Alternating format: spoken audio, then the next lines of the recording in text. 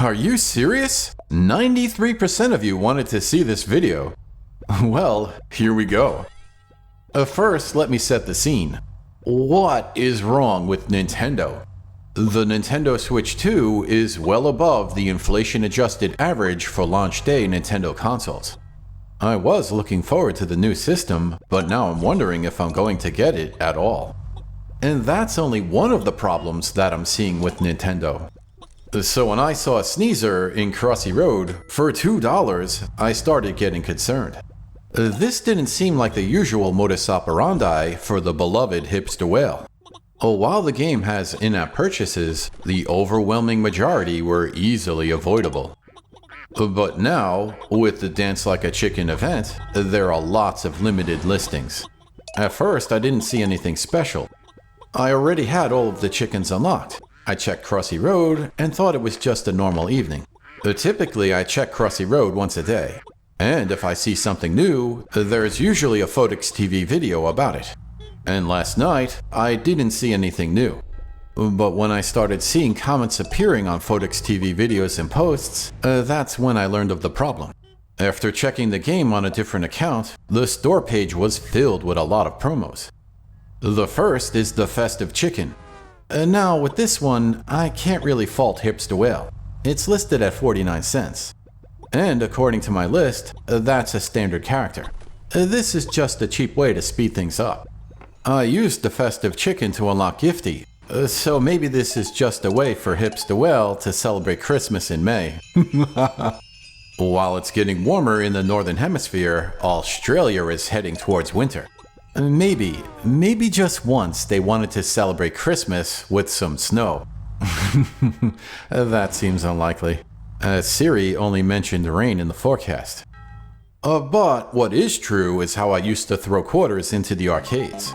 Here's a fact that's amazing. When Pac-Man was new, back in October of 1980, 25 cents had almost the same buying power as $1 today. So, why get upset about a 49-cent in-app purchase?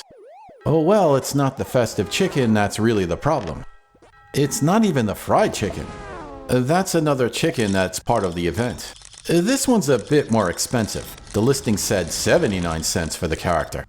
That's still relatively cheaper than playing a single game of Pac-Man back in 1980. But something hits different with the fried chicken.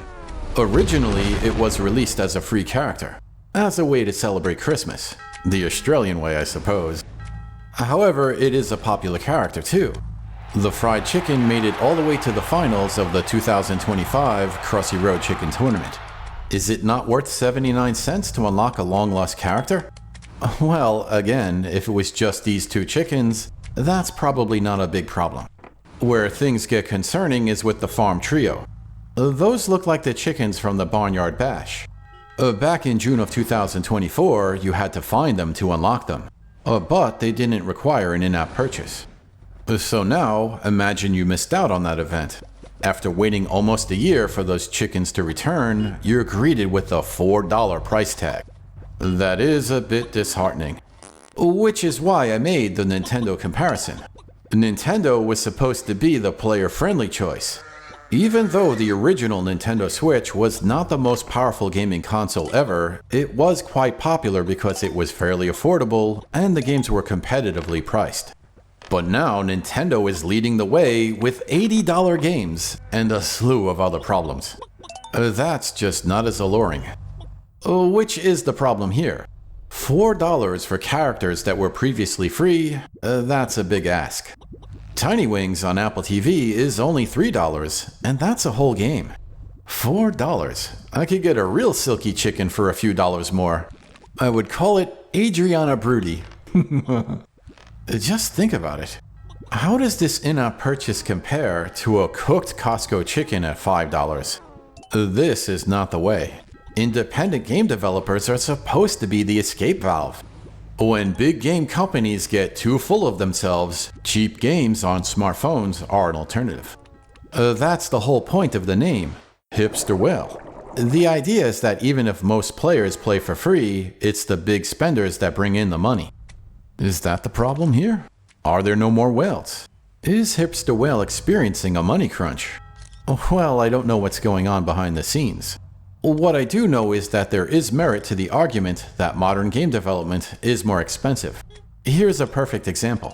I've been working on a jigsaw game as part of a book about making web games.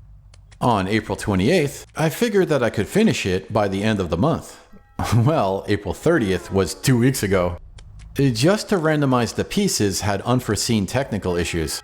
Then there are cross-platform issues, different screen sizes, and perhaps I added too many pieces.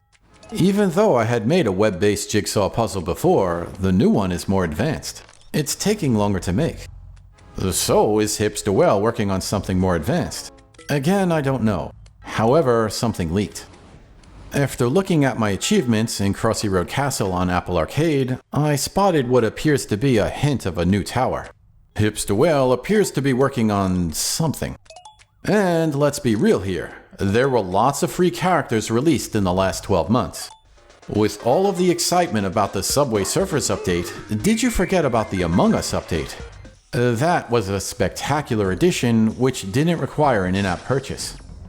Perhaps that's the motivation here. If you look at the subscriber count on the official Hipster Whale YouTube channel, the number jumped by approximately 10,000 since the last major update.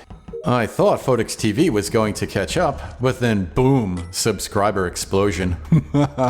That's pretty significant growth for a channel that's over 10 years old. So perhaps Hipster Whale is taking advantage of the surge.